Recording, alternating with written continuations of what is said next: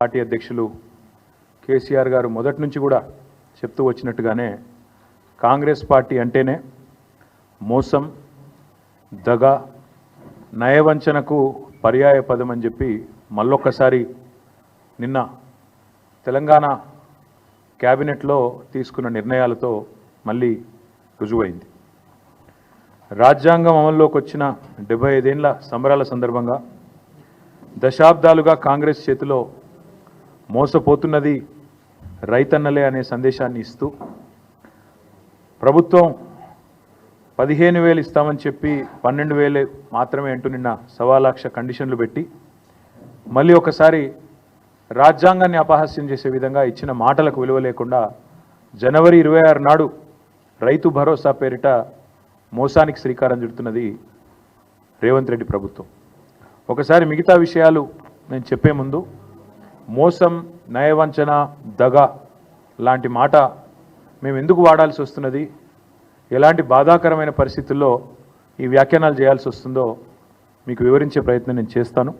ముందుగా ఎన్నికలకు సరిగ్గా నెల రోజుల ముందు నుంచి 6 నెలల ముందు నుంచి రైతు డిక్లరేషన్ పేరిట వరంగల్లో వాళ్ళు మొదలుపెట్టిన రైతు డిక్లరేషన్ నుంచి తదనంతరం ఎన్నికల దాకా వాళ్ళు ఏం మాట్లాడారో దయచేసి ఒక్కసారి వారి మాటల్లోనే మీకు చూపెట్టే ప్రయత్నం చేస్తాను. ముందుగా ముఖ్యమంత్రి రేవంత్ రెడ్డి గారు ఆనాడు ప్రదేశ్ కాంగ్రెస్ కమిటీ అధ్యక్షుడిగా మాట్లాడిన మాటలు మీరు వింటారు. భరోసా పథకం కింద 15,000 కౌలు రైతులు కూడా ఇస్తాను. అది గుర్తింపు ఎట్లా అంటే ఇద్దరికి ఇస్తారా, యజమానికి ప్లస్ కౌలు రైతుకా, కౌలు రైతుకేనా? ఇప్పుడు స్పష్టంగా అందులో భూ యజమానికి మీకు అంటే మీరు ఎందుకు ఇంత క్లియర్ గా ఉన్నా కూడా మీకు అనుమానం వచ్చిందో స్పష్టంగా మళ్ళొక్కసారి చదివి వినిపిస్తాం మీకు. ఇందిరమ్మ రైతు భరోసా పథకం భూమి ఉన్న రైతులతో పాటు కౌలు రైతులకు కూడా ఏడాదికి ఎకరాకు 15,000, భూమి లేని ఉపాధి హామీ కూలీలకు ప్రతి ఏడాది 12,000. స్పష్టంగా ఏ మాత్రం శశపిశలు లేకుండా, అనుమానం లేకుండా, పదాలు అటు ఇటు కాకుండా పేర్చి కూర్చి ప్రజలకు స్పష్టంగా చెప్పినము. భూ యజమానికి వచ్చే 15,000 భూ యజమానికి వస్తాయి. భూ యజమానులు 58 లక్షల మంది ఉన్నారు, చిన్న సన్నకారు రైతులు కలిసి. కౌలు రైతు చట్టం తెచ్చినప్పుడు నమోదు చేయించుకునేది 15 లక్షల మంది. ఒకవేళ ఇప్పుడు ఎవరైనా కొత్తగా వచ్చినా కూడా మళ్ళీ నమోదు చేసుకోవడానికి అవకాశం ఇచ్చి చట్టబద్ధత కాంగ్రెస్ పార్టీ చేసింది. సో వాళ్ళందరినీ తీసుకొని ఒక 60 లక్షలు రైతులు ఉన్నారు అనుకుంటే, ఒక 15 లక్షల వీళ్ళు ఉన్నారు అనుకుంటే 75 లక్షల మంది అవుతారా, 80 లక్షల మంది అవుతారా, వాళ్ళందరినీ దృష్టిలో పెట్టుకొని ఈ పథకాన్ని మేము ముందుకు తీసుకురావడం జరిగింది. ఎలాంటి అనుమానం లేదు. భూ యజమానికి 15,000 వస్తుంది ఎకరాకు, కౌలు రైతుకు కూడా 15,000 వస్తుంది. కాబట్టి వాళ్లకు వీళ్లకు ఎలాంటి ఏమంటారు కాన్ఫ్లిక్ట్ ఆఫ్ ఇంట్రెస్ట్ ఏం లేదు. సో ఎలాంటి కాన్ఫ్లిక్ట్ ఆఫ్ ఇంట్రెస్ట్ లేకుండా పదాలు కూర్చి ఏర్చి తెలిసి పూర్తి స్థాయి అవగాహనతో, సోయితో, స్పృహతో కౌలు రైతులకు ఇస్తాం, భూ యజమానులకు ఇస్తాం, ఇద్దరికి 15,000 రూపాయలు ఇస్తాం. మీకు ఎందుకు కన్ఫ్యూజ్ అవుతారు మీరు, నాకు అర్థమైతలేదంటూ పిసిసి అధ్యక్షుడిగా ఆనాడు రేవంత్ రెడ్డి గారు చెప్పిన మాట. ఆ తర్వాత మా హైకమాండ్ చెప్పింది, నేను చెప్తున్న మాట కాదు ఇది అని సోనియా గాంధీ గారిని ఉటంకిస్తూ వారు చెప్పిన మాట కూడా ఉంది. దయచేసి వినండి. ఎందుకంటే సోనియమ్మనే రైతు భరోసా పథకం కింద ప్రతి ఎకరానికి ప్రతి సంవత్సరానికి రైతులకు సహాయం అందించడానికి కౌలు రైతులతో సహా 15,000 రూపాయలు నువ్వు 10,000 బిచ్చమేస్తే మేము ఆత్మగౌరవం నిలబెట్టడానికి 15,000 రూపాయలు ఇస్తున్నాం. ఇదే కాదు, మీరు బిచ్చమేస్తే 10,000 మీరు బిచ్చమేస్తే మేము 15,000 రూపాయలు ఆత్మగౌరవాన్ని పెంచడానికి ఇస్తున్నామంటూ వారు చెప్పిన మాట. ఇదంతా మీరు చూసే ఉంటారు, మళ్ళొకసారి గుర్తు చేయడానికి మాత్రం. అది కూడా సోనియమ్మ చెప్పిన మాట అంటూ, ఇందిరమ్మ రాజ్యంలో సోనియమ్మ మాట నిలబెడతామంటూ సోనియా గాంధీ గారిని ఉటంకిస్తూ ముఖ్యమంత్రి రేవంత్ రెడ్డి చెప్పిన మాట. సరే, ఇక్కడ ఈ స్థాయి నాయకులు చెప్తే నమ్మతలేరేమో అని చెప్పి వరంగల్లో రైతు డిక్లరేషన్ అనే ఒక భారీ బహిరంగ సభ పెట్టి వేలాదిగా రైతులను అక్కడ తీసుకొచ్చి రాష్ట్ర వ్యాప్తంగా అక్కడ కూడా ఢిల్లీ నుంచి వచ్చిన రాహుల్ గాంధీ గారితో కూడా ఇదే మాట చెప్పించారు. దయచేసి అది కూడా ఒకసారి రాహుల్ గాంధీ గారి బయట కూడా మీరు వినాలి. हमने वरंगल डिक्लेरेशन किया और उसमें हमने तेलंगाना के किसानों से वायदे किए मैंने कर्जा माफी की बात की, एमएसपी की बात की, 15,000 रुपए प्रति एकड़ डायरेक्ट बेनिफिट हम किसानों को देने जा रहे हैं। और रेवंत जी ने पूरा डिक्लेरेशन पढ़ा। यह सिर्फ एक डिक्लेरेशन नहीं है, यह किसानों के लिए कांग्रेस पार्टी की गारंटी है। ఇది డిక్లరేషన్ కాదు, కాంగ్రెస్ పార్టీ రైతులకిచ్చే ఒక గ్యారంటీ. రేవంత్ రెడ్డి గారు కూడా మొత్తం చదివిన డిక్లరేషన్ నేను కూడా చదువుతున్నా అని చెప్పి 15,000 రూపాయలు ఖచ్చితంగా ఇస్తామని చెప్పి రాహుల్ గాంధీ గారు వరంగల్లో వేలాది మంది రైతుల సమక్షంలో తెలంగాణ రైతులకు ఇచ్చిన మాట. అందుకే ఇవాళ తెలంగాణ ప్రభుత్వం తీసుకున్న ఈ నిర్ణయం ఏదైతే ఉందో 15,000 రూపాయలు ఇస్తాం ఎకరానికి అని చెప్పి ఇవాళ 12,000కే కుదించి సంబురాలు చేయమంటున్న రేవంత్ రెడ్డి ప్రభుత్వం ఖచ్చితంగా తెలంగాణ ప్రజానికాన్ని, తెలంగాణ రైతాంగానికి తీరని ద్రోహం చేస్తున్నది, తీరని అన్యాయం చేస్తున్నది. ఈ ద్రోహాన్ని, ఈ వంచనని తెలంగాణ రైతులు ఎట్టి పరిస్థితిలో మరి క్షమించరు అనేది తప్పకుండా మా పార్టీ యొక్క ఆలోచన. అందుకే నమ్మి ఓటేసిన పాపానికి డిక్లరేషన్ల పేరిట మీరిచ్చిన వాగ్దానాలు, గ్యారంటీల పేరిట మీరు చెప్పిన మాటలు పచ్చి మోసం అని చెప్పి ఇవాళ తెలంగాణ రైతన్నలందరికీ అర్థమైంది. కాంగ్రెస్ పార్టీని ఖచ్చితంగా భవిష్యత్తులో పాతరేస్తారని చెప్పి మేమైతే బలంగా అనుకుంటా ఉన్నాం. నిజంగా చెప్పాలంటే మోసం అనే పదం కాంగ్రెస్ పార్టీకి సంబంధించినంత వరకు చాలా చిన్న పదం. దగా, నయవంచన, ఈ పదాలు కూడా నిజంగా చెప్పాలంటే సరిపోవు. డిక్షనరీలో కొత్త పదాలు ఎతకాలి వీళ్ళు చేసిన ఈ ద్రోహానికి. అందుకే ఇది ఒక చీకటి అధ్యాయంగా మిగిలిపోతుంది. కపట నాటకాలకు, నోరు తెరిస్తే పచ్చి అబద్ధాలకి, ఇంకొక మాటలో చెప్పాలంటే అబద్ధానికి అంగీలాగు దొడిగితే ఇగో ఈ కాంగ్రెస్ పార్టీ నాయకత్వంలాగా ఉంటుందని చెప్పి వాళ్ళ రాష్ట్ర రైతాంగాన్ని మొత్తానికి కూడా అర్థమైంది. కేసీఆర్ గారి పరిపాలనలో 10 ఏళ్లలో ఆనాడు రుణమాఫీకి, అదేవిధంగా రైతు బంధు పథకానికి, రెండింటికి మాత్రమే నేను చెప్పేది, మిగతా చెప్పని కూడా చెప్పట్లేదు. డైరెక్ట్గా రైతుల ఖాతాల్లో పడ్డ పైసల గురించి మాత్రమే చెప్తున్నాను నేను. రైతు బంధు రూపంలో 73,000 కోట్లు, 27,500 కోట్ల రూపాయలు మీకు రుణమాఫీ రూపంలో, ఈ 2 పథకాలు మాత్రమే 1,00,000 కోట్ల రూపాయలు ఇవాళ రైతుల ఖాతాల్లో వేసిన ఘనత కేసీఆర్ ప్రభుత్వంది. ఇవాళ ఎన్నికల్లో మాట ఇవ్వకపోయినా, ఎన్నికల్లో ఓట్ల కోసం మీలాగా డిక్లరేషన్ల పేరిట మోసం చేయకపోయినా, రైతు బంధు లాంటి పథకాన్ని భారతదేశంలో పెట్టిన మొట్టమొదటిసారి పెట్టిన నాయకుడు స్వతంత్ర భారతదేశంలో కేసీఆర్ గారు. అందుకే కేసీఆర్ గారు రైతు బంధుగానే ఉంటారు, రేవంత్ రెడ్డి రాబందుగానే మిగిలిపోతాడు, రైతుల పాలిట రాబందుగానే మిగిలిపోతాడనే మాట నేను ఖచ్చితంగా చెప్తా ఉన్నాను. రేవంత్ రెడ్డి గారే చెప్పినారు, ఇంకా చెప్పాలంటే చాలా వీడియోలు ఉన్నాయని చెప్పిన మాటలు. డిసెంబర్ 3కు ముందు తీసుకుంటే 5,000, డిసెంబర్ 3 తర్వాత తీసుకుంటే 7,500 రూపాయలు ఇస్తానని చెప్పి ఆనాడు ఎన్నికల కమిషన్కు ఉత్తరం రాసి రైతు బంధు ఆపి సన్నాయి నొక్కులు నొక్కిన వాడు రేవంత్ రెడ్డి. ఆ రోజు 10,000 రూపాయలు కేసీఆర్ గారు 2 పంటలకు ఇస్తుంటే 3 పంటలకు ఇయ్యవా, 3వ పంటకి ఇయ్యవా అని అవహేళన చేసిన వాడు రేవంత్ రెడ్డి. 10,000ను బిచ్చమన్నవాడు, ముష్టి అన్నవాడు రేవంత్ రెడ్డి. మరి ఇవాళ మేము అడుగుతున్నాం, 10,000ను ముష్టి అంటివి, బిచ్చమంటివి, 15,000 ఇస్తానంటివి, ఇవాళ 12,000కు సరిపడి మళ్ళీ అదేదో గొప్ప విషయంలాగా చెప్పుకుంటే సిగ్గనిపిస్తలేదా నీకని అడుగుతా ఉన్నాం. కనీసం మాత్రం చీమగుట్టినట్టన్నా అనిపిస్తలేదా? ఇచ్చిన మాటలు ఈ రకంగా సిగ్గు లేకుండా తప్పుతుంటే కనీసంగా కూడా ఏం అనిపిస్తలేదా అని అడుగుతా ఉన్నాం. ఓడదాటదాకా ఓడమల్లన్న, ఒడ్డుకెక్కినాక బోడమల్లన్న. ఇక అది కాంగ్రెస్ పార్టీ యొక్క వైఖరి మొదటి నుంచి కూడా.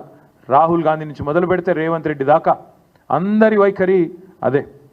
నేను అడుగుతా ఉన్నా రాహుల్ గాంధీని కూడా, కష్టం వస్తే వస్తా అంటివి, ఇది నా గ్యారంటీ అంటివి, పిలువుండ్రి వస్తా అంటివి.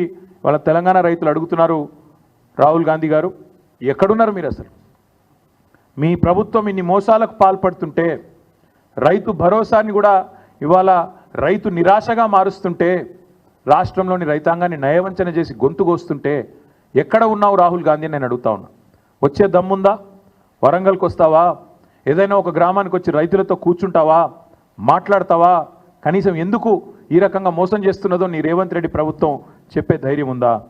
మేనిఫెస్టోలో ఇచ్చిన మాటను నిలబెట్టుకున్నందుకు ముందుగా ముఖ్యమంత్రి నుంచి మొదలు పెడితే రాహుల్ గాంధీ దాకా ఖచ్చితంగా తెలంగాణ రైతాంగానికి క్షమాపణ చెప్పాల్సిందే. మీరే ఇచ్చినారు వ్యవసాయ డిక్లరేషన్ అని, మీరే చెప్పినారు మాటలు, బోనస్ అన్నారు, ఇంకోటి అన్నారు, చాలా బోగస్ మాటలు మాట్లాడినారు. కానీ వీటన్నిటికంటే దరిద్రం వీటన్నిటికంటే నికృష్టమైన మాట నిన్న రేవంత్ రెడ్డి గారు మాట్లాడినారు. ఇది పేపర్లో రిపోర్ట్ అయింది, దాని ప్రకారమే నేను మాట్లాడుతూ ఉన్నా. తెలంగాణ కాకుండా ఉమ్మడి ఆంధ్రప్రదేశ్లోనే బాగుండే ప్రభుత్వ ఉద్యోగులకనే ఒక నికృష్టమైన భావదారిద్రపు మాట తెలంగాణ ముఖ్యమంత్రి మాట్లాడడం అనేది ఇది నిజంగా కూడా తెలంగాణ ఆత్మగౌరవాన్ని కించపరచడమే. అసలు నీకు సిగ్గుందా? ఉద్యమంలో ఎన్నడూ రాలేదు కనీసం కలిసి, ఇవాళ సిగ్గు లేకుండా ఆ ముఖ్యమంత్రి పదవిలో కూర్చొని కూడా ఈ భావదారిద్రపు మాట మాట్లాడడానికి ఒక తెలంగాణ బిడ్డవు కదా, కనీసం రేషమని ఉండాలి కదా. ఎక్కడున్న తెలంగాణ ఎక్కడ పోయిందండి? 10 ఏళ్లలో భారతదేశానికే ఆదర్శంగా నిలబడ్డ తెలంగాణను పట్టుకొని ఉమ్మడి ఆంధ్రప్రదేశ్లోనే బాగుండే పరిస్థితులను మాట్లాడడానికి నీకు మనసెట్లొచ్చింది? నీ రాష్ట్రాన్ని నువ్వే కించపరచడానికి నువ్వు ముఖ్యమంత్రి అనే ఇంగితం కూడా నీకు లేదా? ఆ మాత్రం సోయి కూడా లేదా అని బాధతో అడుగుతా ఉన్నా. ఒక ముఖ్యమంత్రి పదవిలో కూర్చున్నావు, అదృష్టవంతుడివి నువ్వు. ఎంత గొప్పగా మాట్లాడాలి నువ్వు నీ రాష్ట్రం గురించి, నీ ప్రభుత్వం గురించి కూడా గొప్పగా చెప్పుకోవద్దంటలేదు మేము.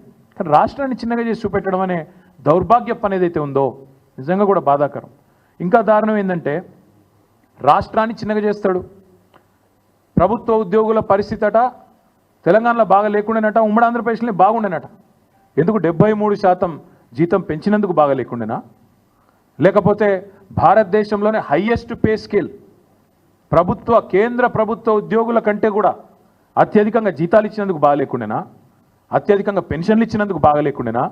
లేదా ఇదే ప్రభుత్వ ఉద్యోగులు మన రాష్ట్రాన్ని అగ్రభాగాన భారతదేశంలో నిలబెట్టినందుకు బాగా లేకుండేనా? ప్రపంచంలోనే అతిపెద్ద లిఫ్ట్ ఇరిగేషన్ ప్రాజెక్టు కట్టింది ఇదే ప్రభుత్వ ఉద్యోగులు కాదా? ఇదే ప్రభుత్వంలోని ఇరిగేషన్ డిపార్ట్మెంట్ కాదా? రాష్ట్రాన్ని భారతదేశంలోనే తలసరి ఆదాయంలో నిలబెట్టింది అగ్రభాగాన ఇదే ప్రభుత్వ ఉద్యోగులు, ఇదే ప్రజలు కాదా? రాష్ట్రాన్ని వ్యవసాయంలో ఇబ్బడి ముబ్బడిగా ఉత్పత్తులు వచ్చినాయంటే ఒకవైపు వ్యవసాయ శాఖ అధికారులు, తెలంగాణ రైతులు అందరూ కలిసి కష్టపడితేనే కదా ఫలితాలు వచ్చినాయి. మరి అట్లాంటిది తెలంగాణలో ప్రభుత్వ ఉద్యోగుల పరిస్థితి బాగాలేదు, ఉమ్మడి ఆంధ్రప్రదేశ్లోనే బాగుండే అనే నికృష్టపు మాట ముఖ్యమంత్రి నోట రావచ్చునా? ఇవన్నీ కాకుండా పచ్చి అబద్ధాలు చెప్పడమే వీళ్ళు అలవాటుగా మార్చుకున్నారు. ఎందుకు ఇస్తలేవా రేవంత్ రెడ్డి పెన్షన్లు అంటే పచ్చి అబద్ధం. ఎందుకు ఇస్తలేవా రేవంత్ రెడ్డి 100 రోజుల్లో 6 గ్యారంటీలు అంటే ఆర్థిక పరిస్థితి లేదు, దివాలా తీసినది, నాశనం అయిపోయింది, అప్పుల పాలైపోయింది అని దివాలాకోరు మాటలు మాట్లాడుతున్నాడు ముఖ్యమంత్రి. నేను ఇదే ముఖ్యమంత్రి, ఇదే కాంగ్రెస్ పార్టీ నాయకులు ఎన్నికలకు ముందు మీరు అడిగినారు, రిపోర్టర్లు నిలదీసినారు. మీరు I applaud you, I congratulate you. మీరు అడిగినారు సూటిగా, మీరు అడ్డగోలు హామీలు ఇస్తుండ్రు, ఎట్లా అమలు చేస్తారు అని అడిగినరు. అడిగితే ఆ రోజు పెద్ద పెద్ద డైలాగులు కొట్టిండ్రు. మాకు అంతరికే, మేము 100 సంవత్సరాల పార్టీ, మాకు తెలియదా, మీరు మాకు చెప్పేటోళ్ళ, మేము పెద్ద పోటుగాళ్ళం అని బిల్డప్ ఇచ్చిందే వీళ్ళు. ఒక్కసారి వినండి మేము చెప్పిన మాటలు, మేము కాదు వాళ్ళు చెప్పిన మాటలు. ఆ రోజు రేవంత్ రెడ్డి గారు పిసిసి ప్రెసిడెంట్ రాష్ట్ర ఆర్థిక పరిస్థితి గురించి మాట్లాడిన మాటలు వినండి. ఎవరు చెప్పారు? ఎవరన్నారు ఆ మాట? అంటున్న కర్ణాటక రాష్ట్రానికంటే తెలంగాణ రాష్ట్రం ఆదాయం తక్కువ అని. అది తప్పుడు ప్రచారం. అక్కడ ఉన్నాయి 224 అసెంబ్లీలు, అక్కడ ఉన్న జనాభా ఎంత, రాష్ట్రం బడ్జెట్ ఎంత. ఇక్కడ ఉన్న జనాభా ఎంత, ఈ రాష్ట్రం బడ్జెట్ ఎంత. దేశంలోనే అత్యధిక ఆదాయం ఉన్న రాష్ట్రం తెలంగాణ రాష్ట్రం. దేశంలోనే అత్యధిక ఆదాయం ఉన్న రాష్ట్రం తెలంగాణ రాష్ట్రం. అదేమో ప్రతిపక్షాలు ఉన్నప్పుడు, ఇప్పుడేమో వేరే మాట మాట్లాడి అది కూడా చూపెడతా. బట్టి విక్రమార్క గారు ఇవాళ deputy chief minister and also Nishant sir, మీరు రాష్ట్ర ప్రజల కోసం రకరకాల హామీలు ఇచ్చారు, కానీ ఆ హామీలు నెరవేర్చడానికి అయ్యే ఖర్చు ఇప్పుడు రాష్ట్ర ఆదాయం కన్నా 3 ఉంది. అది రాష్ట్ర లయబిలిటీస్ మీద, రాష్ట్ర అప్పు మీద భారం పడుతుంది. అంటే ఏ యువత కోసం మీరు ఇన్ని హామీలు ఇచ్చారో చివరికి వారి మీదే భారం పడుతుంది కదా. మీరు దీన్ని ఎలా సాల్వ్ చేద్దాం అనుకుంటున్నారు? ముందు ప్రజలకు మేలు చేయాలనేటువంటి సంకల్పం చాలా ముఖ్యమైనది. 2 ఆదాయాలను సమకూర్చుకోవటంలో అపారమైనటువంటి అనుభవం ఉన్నటువంటి కాంగ్రెస్ పార్టీకి ఇది పెద్ద సమస్య కాదు. ఈరోజు రాష్ట్రంలో తీసుకొచ్చినటువంటి 5 లక్షల కోట్ల అప్పుల్లో ఈ కాళేశ్వరం మీద ఖర్చు పెట్టినటువంటి ఆ 80,000 కోట్ల 1,00,000 కోట్ల మధ్యలో ఉన్నటువంటి సంపద ఇప్పుడు అది అవసరం లేదు. రేపు పొద్దున భవిష్యత్తు 50,000 కోట్ల రూపాయల పేరు మీద మీరు మిషన్ భగీరథ కోసం ఖర్చు పెట్టినటువంటి ఖర్చు కూడా ఇప్పుడు రాబోయే కాంగ్రెస్ ప్రభుత్వాలకి అవసరం లేదు. ఇటువంటి వాటన్నిటిని జాగ్రత్తగా పోగేసుకుంటూ దోపిడీకి గురి కాకుండా జాగ్రత్త ఫిల్టరేట్ చేసి ఆదాయాన్ని పెంచుకొని ఆ వనరులతో ఈ సంక్షేమ కార్యక్రమాలు చేయడానికి మంచి అవకాశం ఉంది. నెంబర్ 1. చాలా చక్కగా దోపిడీకి గురి కాకుండా చేయొచ్చు, కడుపు కట్టుకుంటే అయిపోతుంది, మాకు తెలివి ఉంది, అసలు ఇంకా కొత్త అప్పులు అవసరం లేదు చెప్పిన సుద్దులు డిప్యూటీ సీఎం గారు ఆనాడు చాలా గొప్పగా చెప్పిన సుద్దులన్నీ కూడా మీ కళ్ళ ముందు ఉన్నాయి. ఆ రోజు ఇంకొక అబద్ధం కూడా ఇవాళ చెప్తున్నది అబద్ధం అనడానికి. ఆ రోజు 5 లక్షల కోట్లు అని చెప్పిండు ఆయన. మొదలు 10 సంవత్సరాల పాటు అసెంబ్లీలో ఉన్నాడు, ప్రతి బడ్జెట్ స్పీచ్లు విన్నాడు, ప్రతిసారి బడ్జెట్ చర్చలో అప్రాప్రియేషన్ చర్చలో పాల్గొన్న బట్టి గారు ఆ రోజు 5 లక్షల కోట్లు అన్నాడు. ఇప్పుడు రేవంత్ రెడ్డి గారితో సావాసం చేసి డిప్యూటీ సీఎం అయినాక అప్పు సడన్గా 7 లక్షల కోట్లు అయింది, 8 లక్షల కోట్లు అయింది అని చెప్పి అడ్డగోలుగా మాట్లాడుతున్నాడు. ఇక ఇంకొక ఆయన ఉన్నాడు మహానుభావుడు కోమటిరెడ్డి వెంకటరెడ్డి గారు. ఇక ఆయన చాలా గొప్పగా చెప్పిండు. ఎట్లా చేస్తారా మీరంటే ఆయన చెప్పింది అది కూడా వినండి. కాబట్టి మేము ఇచ్చిన స్కీమ్స్ చాలా ఈజీగా 100 రోజులలో అమలు చేస్తామని ఇంత ఈజీగా చెప్తున్నాం మేము. అంటే మాకు లెక్కలు లేకుండానే 5 times మీ ఎమ్మెల్యే మినిస్టర్ ఎంపీగా ఉన్నాను మేము చెప్తామా? 100 days చూస్తూనే అయిపోతాయి. ఇప్పుడు ఆర్టీసీ బస్సెస్ ఫ్రీ పోతున్నాయా? గృహలక్ష్మి స్టార్ట్ అయిందా? కర్ణాటకలో మా దగ్గర మహాలక్ష్మి స్టార్ట్ అవుతుందా? గృహలక్ష్మి మహాలక్ష్మి ఫస్ట్ మంత్ స్టార్ట్ చేస్తాం. అక్కడ రైస్ షార్టేజ్ ఉండి బయట స్టేట్లో కొని ఇచ్చే వరకు ఒక్క స్కీమ్ లేట్ అయింది, అది కూడా ఇప్పుడు స్టార్ట్ అయింది. మా దగ్గర అన్నీ ఉన్నాయి కదా, ఇన్కమ్ పెరుగుతుంది. బతుకునిచ్చే తెలంగాణ ప్రతి ఒక్కరికి 5 లక్షలు సొంత ప్లేస్ ఉంటేనే 5 లక్షలు, లేకుంటే ప్లేస్ ప్లస్ 5 లక్షలు ఫస్ట్ 100 daysలోనే అలాట్ చేస్తాం. ఇవంతా కలిసి బడ్జెట్ ఎంత తెలుసా? ఆయన 10 లక్షలు ఇచ్చే దళిత బంధు వాళ్ళ నాయకులకు దోషి పెడుతుంది, బీసీ బంధు అవన్నీ పెడితే ఈ స్కీమ్స్ అన్నీ అయిపోతాయి.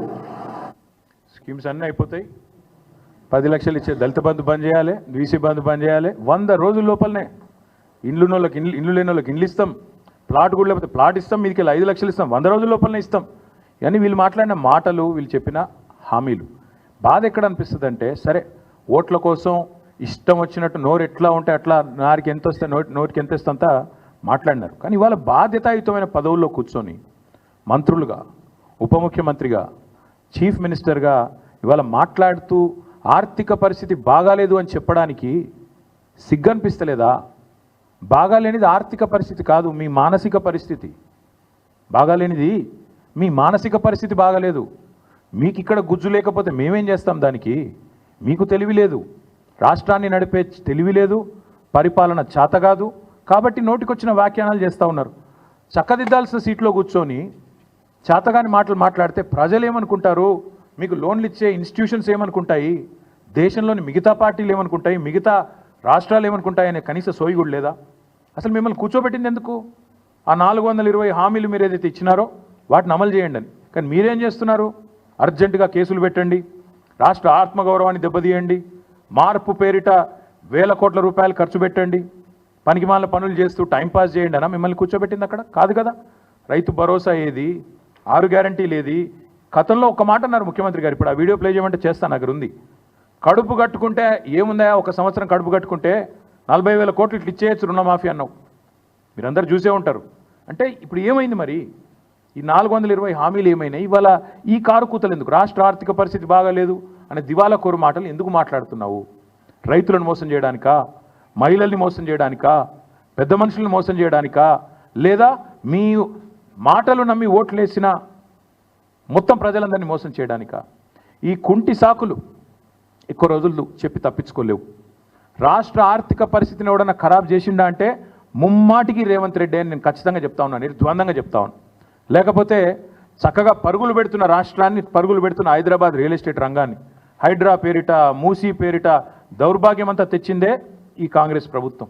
మొత్తం వీళ్ళ విధ్వంసకరమైన ఆలోచనలతో, వీళ్ళ చాతగాంతనంతోనే రాష్ట్ర ఆర్థిక పరిస్థితి వాళ్ళ కుదేలైంది. నువ్వే బజార్లో పడి నేను నా ఆర్థిక పరిస్థితి బాగాలేదు బాగాలేదు బాగాలేదు అని 10 సార్లు చెప్తే కొత్త ఇన్వెస్టర్ ఎవడన్నా వస్తాడా? ఉన్నవాడే పారిపోయిండు. 3 పెద్ద పెద్ద పరిశ్రమలు పారిపోయినాయి. కెయిన్స్ అనే పరిశ్రమ పారిపోయింది. మేము కష్టపడి బెంగళూరు నుంచి ఇక్కడికి పట్టుకొస్తే ఆయన గుజరాత్ పారిపోయిండు. కార్నింగ్ అనే పరిశ్రమ తమిళనాడు పారిపోయింది. ఫాక్స్కాన్ విస్తరణ ఆగిపోయింది, తమిళనాడులో విస్తరిస్తూ ఉన్నారు. ఎవడొస్తాడండి దివాలా తీసిన రాష్ట్రానికి? నువ్వు ప్రోత్సాహకాలు ఇస్తావో ఇయ్యవో, రేపు రాయితీలు ఇస్తావో ఇయ్యవో, నీ పెట్టిన మాటలకి విశ్వాసం ఎక్కడుంటుంది? ఒప్పందాలు ఉన్న వాటిని నువ్వు ఇష్టం వచ్చినట్టు ఏకపక్షంగా రద్దు చేస్తే ఎవడు పట్టించుకుంటాడు? రాష్ట్రాన్ని విధ్వంసం చేసిందే, ఈ రాష్ట్రాన్ని అతలాకుతలం చేసిందే నీ దివాలా కోరుతనం, నీ భావదారిద్ర్యం. ఈ అన్నింటికి మించి ఆశ్చర్యకరం అనిపించేది, ఒకవైపు ఏమో కొత్త పెట్టుబడులు రానివ్వట్లేదు మీరు, మరొక వైపు ముఖ్యమంత్రి గారు దావోస్ పోతున్నారని తెలిసింది, దాని గురించి మళ్ళీ మాట్లాడతాను నేను. మరొక వైపు 1,38,000 కోట్ల అప్పు ఒక సంవత్సరంలో. కేసీఆర్ గారు అప్పుల పాలు చేసిండు రాష్ట్రాన్ని ఒకవైపు మాట్లాడుతూ, కేసీఆర్ గారు ఆనాటి ప్రభుత్వం మొత్తం 10 ఏళ్లలో 4,17,000 కోట్ల అప్పు చేస్తే ఈ ప్రభుత్వం ఒక్క సంవత్సరంలో 1,38,000 కోట్ల అప్పు చేసింది. అంటే కేసీఆర్ గారి ప్రభుత్వం సంవత్సరానికి 41,000 కోట్ల అప్పు చేస్తే ఈ ప్రభుత్వం దానికి 3.5 రెట్లు ఎక్కువ ఒకటే సంవత్సరంలో 1,38,000 కోట్ల అప్పు చేసింది. నేను అడుగుతున్న, కేసీఆర్ అప్పు చేస్తే ఏం చేసింది కేసీఆర్ ప్రభుత్వం? 1,00,000 కోట్లు రైతు బంధు రూపంలో, రైతు రుణమాఫీ రూపంలో డైరెక్ట్గా రైతుల ఖాతాల్లో వేసింది. ₹1 వేసినవా నువ్వు వచ్చినాక రైతు భరోసా ఈరోజు వరకు లేదు. కేసీఆర్ ప్రభుత్వం జిల్లాకు ఒక మెడికల్ కాలేజ్ కట్టించింది 33 జిల్లాల్లో. కేసీఆర్ ప్రభుత్వం అస్తవ్యస్తంగా ఉన్న రాష్ట్ర ఆర్థిక పరిస్థితిని చక్కదిద్ది అగ్రభాగాన భారతదేశంలో నిలబెట్టింది తలసరి ఆదాయంలో తెలంగాణ రాష్ట్రాన్ని. కేసీఆర్ ప్రభుత్వం అప్పు చేస్తే ఇంటింటికి తాగునీరు ఇచ్చింది. కేసీఆర్ ప్రభుత్వం అప్పు చేస్తే ప్రపంచంలోనే అతిపెద్దదైన లిఫ్ట్ ఇరిగేషన్ ప్రాజెక్టు కట్టింది. కేసీఆర్ ప్రభుత్వం అప్పు చేస్తే కొత్త మెడికల్ కాలేజీలు కట్టింది, కొత్త హాస్పిటల్ హైదరాబాద్ చుట్టూతా కట్టింది. హైదరాబాద్ నిండా ఇవాళ ఫ్లైఓవర్లు కనబడతా ఉన్నాయి, అండర్ పాస్లు కనబడతా ఉన్నాయి. కేసీఆర్ చేసిన అప్పుకు ఇవాళ ప్రత్యక్షంగా ఫలితాలు కనబడుతున్నాయి. నేను అడుగుతున్న రేవంత్ రెడ్డి, 1,38,000 కోట్ల అప్పు ఒక్క సంవత్సరంలో చేస్తేవే, రైతు బంద్ చేసినవా? వేయలే. రైతు భరోసా ఇచ్చినవా? ఇయ్యలే. ఒక్క కొత్త ఇటుక పెట్టినవా? ఒక కొత్త ప్రాజెక్టులా? చేయలే. మరి ఎక్కడ పోయినాయి ఈ పైసలన్నీ? ఢిల్లీకి మూటలుగా పంపుతున్నావా? ఎక్కడ పోతున్నాయి ఈ పైసలు? 1,38,000 కోట్లు ఎక్కడ పోయినాయి? రైతులు ఎదురు చూస్తున్నారు 70 లక్షల మంది, మా ఖాతాలో రైతు భరోసా ఎప్పుడు పడుతుందని. దానికి సమాధానం లేదు. మరి ఎవరి జేబులు నింపుతున్నావు 1,00,000 కోట్లతో? రాహుల్ గాంధీయా, ఢిల్లీ పెద్దలయ్యా? చెప్పాలి మీరు ఖచ్చితంగా. ఇంకొక మాట, ఈ దివాలాకోరు ముఖ్యమంత్రికి నేను చెప్తా ఉన్నా, రాష్ట్రం దివాలా తీయలేదు, దివాలా తీసింది నీ బుర్రా. These are reports of RBI. నిన్న ముఖ్యమంత్రి చెప్పిన పచ్చి అబద్ధాలు మీ ముందు పెట్టాలి, ఎందుకంటే ప్రజలకు కూడా తెలవాలా ఈయన మాట్లాడే మాటలు పచ్చి జూటా మాటలని. I'm quoting from RBI report on state finances and this is audited report of government of Telangana, published by government of Telangana. నేనేదో ఆల్తు ఫాల్తు మాటలు, నా ఇష్టం వచ్చిన లెక్కలు, నా సొంత కవిత్వాలు చెప్పట్లేదు. Government of Telangana and RBI report నుంచే మాట్లాడుతున్నాను. కావాలంటే ఆ కాపీ కూడా మీ అందరికీ నేను అందజేస్తాను. ముఖ్యమంత్రి గారు మాట్లాడే మాటలు ఎంత దివాలాకోరు మాటలు చెప్పడానికి చెప్తా ఉన్నాను, బాధ అనిపించి చెప్తా ఉన్నాను. రైతు భరోసా ఎందుకు ఇస్తలేవయా రేవంత్ రెడ్డి? 15,000 అంటే ఏం చేస్తాం? పైసలు లేవు. రుణమాఫీ ఎందుకు చేస్తలేవయా? పైసలు లేవు. ముసలోళ్ళకి పెన్షన్లు ఎందుకు ఇస్తలేవు? పైసలు లేవు. ఏమనంటే రాష్ట్రానికి కేసీఆర్ అప్పులపాలు చేసిపోయింది. కేసీఆర్ అప్పులపాలు చేయలేదు. దాని తార్కాణం నేను ఇప్పుడే మీకు చెప్తాను. మేము రాష్ట్రంలో అధికారంలోకి వచ్చినాడు 2014లో ఈ రాష్ట్రం యొక్క పరిస్థితి మాకు కాంగ్రెస్ ప్రభుత్వం అప్పచెప్పినాడు. రెవెన్యూ సర్ప్లస్తో, రెవెన్యూ మిగులుతో మాకు అప్పచెప్పింది కాంగ్రెస్ ప్రభుత్వం. 369 కోట్ల రెవెన్యూ మిగులుతో మాకు అప్పచెప్పారు 2014లో 369 crores. మేము దిగిపోయే నాడు 2022-23 నాడు బడ్జెట్ ప్రకారం 5,943 కోట్ల రెవెన్యూ మిగులుతో మేము తిరిగి వాళ్ళకి అప్పచెప్పినాం. 369తో మీరు మాకు అప్పచెప్తే రాష్ట్ర ఆదాయం పెంచినాం, మిగులు పెంచినాం. మీకు అప్పచెప్పినాడు 5,943 కోట్లతో 2022-23 బడ్జెట్ ప్రకారం రెవెన్యూ సర్ప్లస్తో మీకు అప్పచెప్పినాం. ఏంది రెవెన్యూ సర్ప్లస్ అంటే? అసలు రెవెన్యూ సర్ప్లస్ అంటే ఏంది అంటే, ప్రతి రాష్ట్రానికి రెవెన్యూ రాబడి ఉంటుంది, రెవెన్యూ ఖర్చు ఉంటుంది, రెవెన్యూ రెసీట్స్ ఉంటాయి, రెవెన్యూ ఎక్స్పెండిచర్ ఉంటుంది. రెవెన్యూ రెసీట్స్ ఏంటి అంటే, మీకు వచ్చే రాబడి ఎక్కడెక్కడి నుంచి వస్తుంది? ఎక్కడి నుంచి వస్తుంది అంటే, ఒకటి సెంట్రల్ ట్యాక్సెస్లో మన షేర్ మనకు ఉంటుంది, state share in central taxes అంటే జిఎస్టీ కావచ్చు, ఇంకోటి కావచ్చు. అట్లాగే స్టేట్ ఓన్ ట్యాక్స్ రెవెన్యూ ఉంటుంది. దాంతోపాటు నాన్ ట్యాక్స్ రెవెన్యూ కూడా ఉంటుంది. నాన్ ట్యాక్స్ రెవెన్యూ అంటే ఇప్పుడు మీకు శాండ్ మీద ఇతరత్ర మైనింగ్లో వచ్చే ఆదాయం నాన్ ట్యాక్స్. అట్లాగే గ్రాంటినేట్స్ కేంద్ర ప్రభుత్వం నుంచి కానీ ఇతరత్ర కానీ గ్రాంట్స్ ఉంటాయి కొన్ని, అవన్నీ కలిపితే రెవెన్యూ రాబడి, రెవెన్యూ రిసీట్. రెవెన్యూ ఎక్స్పెండిచర్ కూడా ఉంటుంది ప్రతి రాష్ట్రానికి. రెవెన్యూ ఎక్స్పెండిచర్ ఏంటిది? రెవెన్యూ ఎక్స్పెండిచర్లు ఏముంటాయంటే, జీతభత్యాలు, రాష్ట్ర ఉద్యోగులకు ఇచ్చే జీతము భత్యము డిఏ ఎట్సెట్రా, పెన్షనర్స్కి ఇచ్చే పెన్షన్లు, అప్పులకు కట్టే మిత్తి, దాంతోపాటు మనం ఇచ్చే సబ్సిడీలు, రైతులకు ఇచ్చే ఉచిత విద్యుత్ కావచ్చు, ఇంకోటి కావచ్చు ఇచ్చే సబ్సిడీలు, ఇవన్నీ కూడా రెవెన్యూ రాబడి, రెవెన్యూ ఖర్చు. సో రెవెన్యూ రెసీట్స్ ఉంటాయి, రెవెన్యూ ఎక్స్పెండిచర్ ఉంటుంది. Revenue receipt minus revenue expenditure is what is surplus. అంటే అన్ని ఖర్చులు పోను, జీతాలు ఇవ్వంగా, పెన్షన్లు ఇవ్వంగా, మిత్తి గట్టంగా, అప్పులు గట్టంగా, సబ్సిడీలు ఇయ్యంగా మిగిలి ఉన్నది రెవెన్యూ సర్ప్లస్. తెలంగాణ మీరు మాకు అప్పచెప్పినాడు 369 రెవెన్యూ సర్ప్లస్. మళ్ళీ మేము మీకు అప్పచెప్పినాడు 5,943 కోట్ల సర్ప్లస్. మొన్న మీ బట్టి విక్రమార్క పెట్టిన బడ్జెట్లో రెవెన్యూ సర్ప్లస్ ఎంత ఉందని చెప్పినావు నువ్వు? 23-24 బడ్జెట్లో 1,704 కోట్ల 89 లక్షల రూపాయల రెవెన్యూ సర్ప్లస్ ఉందని చెప్పినావు. మళ్ళీ దాన్ని రివైజ్ చేసినావు. 2024-25 బడ్జెట్ ఎస్టిమేట్ ప్రకారం 297 crore సర్ప్లస్ అని చెప్పినావు. సరే పర్వాలేదు. ఎనీవే మళ్ళీ నువ్వేం చెప్తున్నావు? ఫైనల్గా సర్ప్లస్ రాష్ట్రం రెవెన్యూ మిగులు అని చెప్తున్నావు. మేము ఇవాళ ముఖ్యమంత్రిని అడుగుతున్నా, నీకు సిగ్గు లజ్జ ఏమైనా ఉందా? ఇట్లా పచ్చి అబద్ధాలు చెప్పొచ్చా? నాకు నెలకు 4,000 మైనస్ ఉందని అబద్ధాలు చెప్పొచ్చా?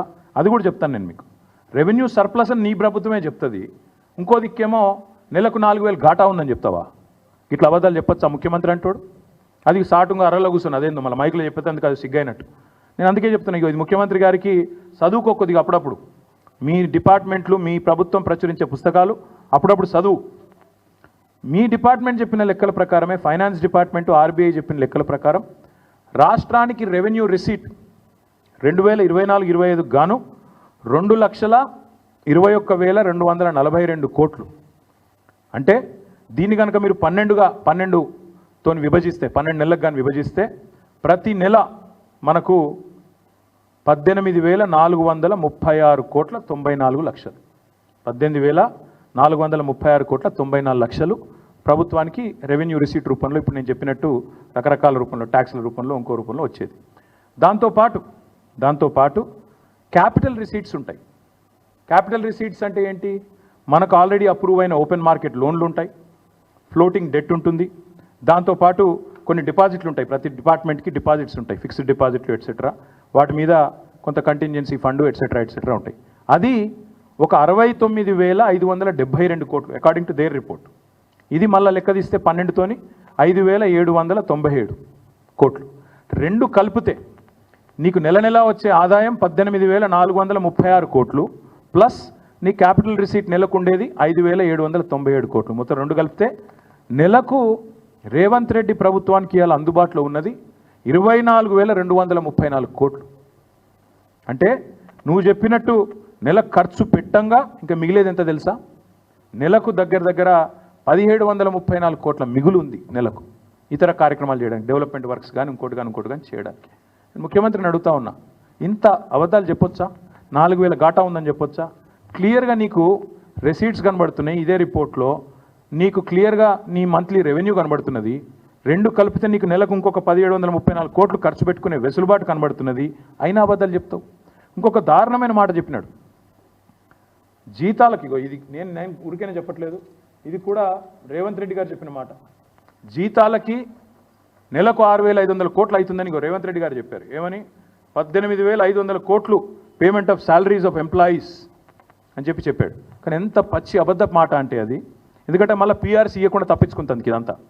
పీఆర్సీ ఇవ్వద్దు, డిఏలు ఎగ్గొట్టాలి, ఏదో ఒకటి చెప్పి మొత్తానికి ఆగమాగం చేయాలి. అది కూడా ఎంత జూట మాట అంటే, మా దగ్గర ఇదే రిపోర్ట్ ప్రకారం లెక్కలు ఉన్నాయి. ఇవాళ ఆర్బీఐ లెక్కల ప్రకారం జీతాలకు మొత్తం సంవత్సరానికి 40,000 కోట్లు, పెన్షన్లకు 11,641 కోట్లు, జీతాలకు 40,782 కోట్లు.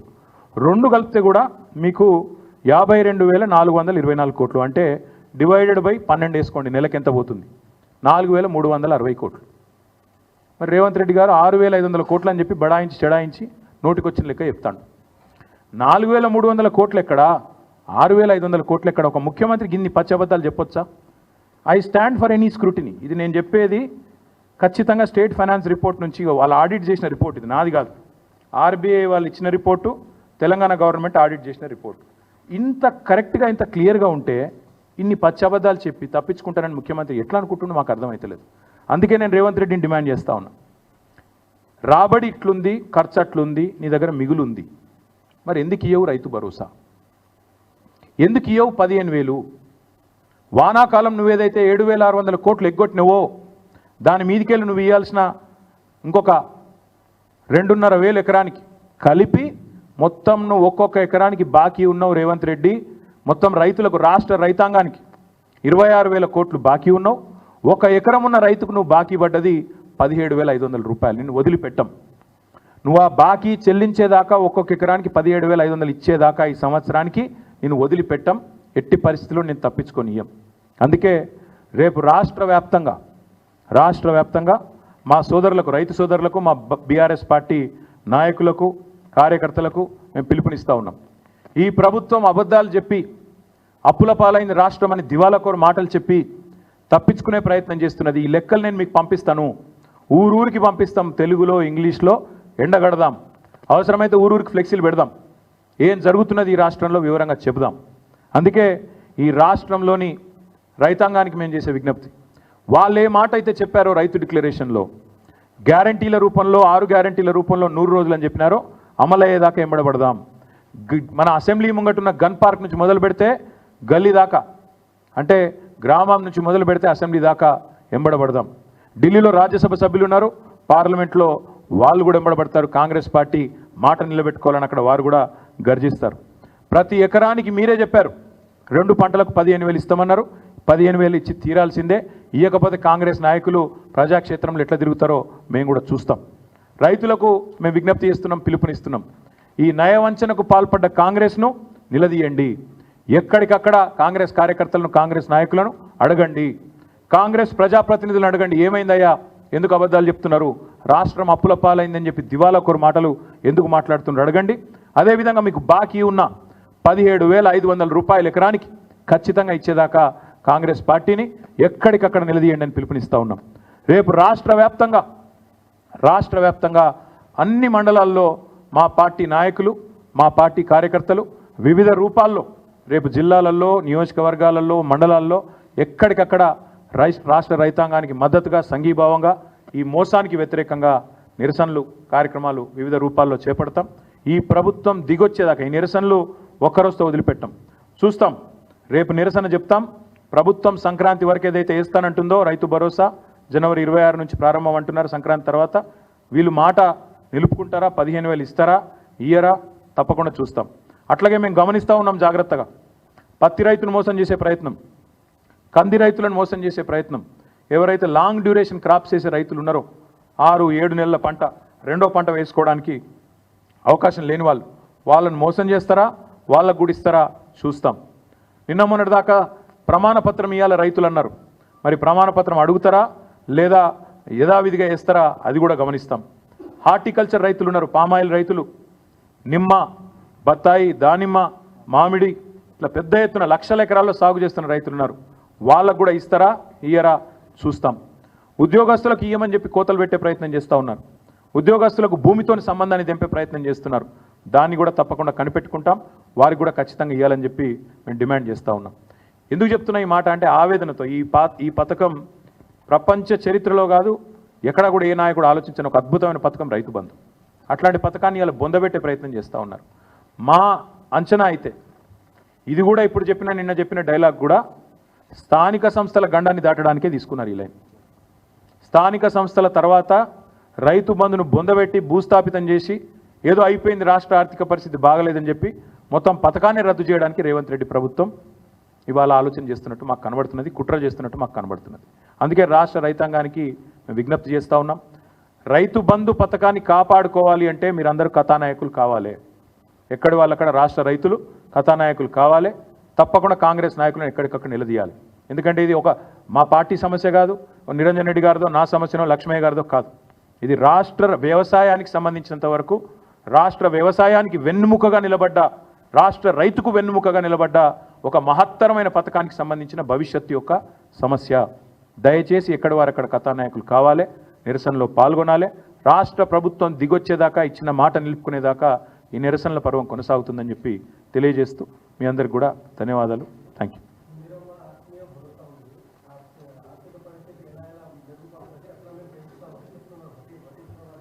ఎవరూ చెప్పలేదు, వాళ్ళ మాటలకు విలువ కూడా లేదు. వాళ్ళ గ్యారంటీలే నాలుగుకి కేసు పారేసుకోవడానికి పనికిరాని గ్యారంటీలు అయినాయి. కాబట్టి రాష్ట్రంలోని రైతులు రోడ్డెక్కి రాష్ట్రంలోని రైతులు నిరసన చెప్తే తప్ప వీళ్ళ మాట వీళ్ళు నిలబెట్టుకోరు. కాంగ్రెస్ పార్టీ రేపు స్థానిక సంస్థల గండాన్ని దాటడానికి మాత్రమే ఇప్పుడు ఈ తాత్కాలికంగా ఒక డ్రామా ఆడుతున్నది. ఇది మీరు అందుకే అంటున్నాను నేను, రాష్ట్ర రైతులు ఆలోచన చేసుకోవాలా. ఈ పథకం ఉండాలి, వ్యవసాయం బాగుండాలి, వ్యవసాయాన్ని పండుగ చేయాలన్న కేసీఆర్ గారి కళ పండాలి, నిండాలి అంటే మీరు బాగుండాలి అంటే మీరు తప్పకుండా కాంగ్రెస్ నాయకులను ఎక్కడికక్కడ నిలదీయండి. ఈ ప్రభుత్వం మీద మాకు నమ్మకం లేదు బ్రదర్. ఎందుకంటే ఇన్ని మాటలు తప్పినోళ్ళు రేపు ఆ పథకం నిలబెట్టుకుంటారు, మాటలు నిలబెట్టుకుంటారని నాకైతే విశ్వాసం లేదు. చూద్దాం.